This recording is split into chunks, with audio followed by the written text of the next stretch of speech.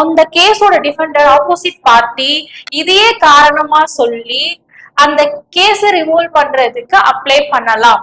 இதுதான் rule number 2.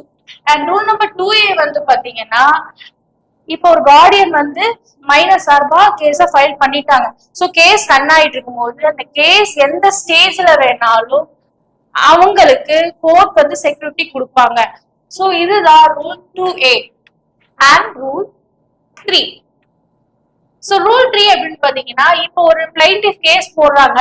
அந்த கேஸோட ஆப்போசிட் பார்ட்டி டிஃபெண்டன்ட் வந்து பாத்தீங்கன்னா ஒரு மைனரா இருக்காங்க, அவங்களுக்கு கார்டியன் இல்ல, அவங்களுக்கு சார்பா அந்த கேஸ வந்து மூவ் பண்றது கார்டியன் இல்லைன்னா கோர்ட்டே அவங்களுக்கு ஒரு கார்டியனை அப்பாயின்ட் பண்ணுவாங்க. சோ இதுதான் ரூல் 3. அடுத்து ரூல் 3A. ரூல் 3A வந்து பாத்தீங்கன்னா, ஒரு மைனருக்கு அகைன்ஸ்டா எந்த ஒரு ஆர்டரும் பாஸ் பண்ண முடியாது. அப்படியே பாஸ் பண்ணாலும் அது கேன்சல் ஆயிடும்.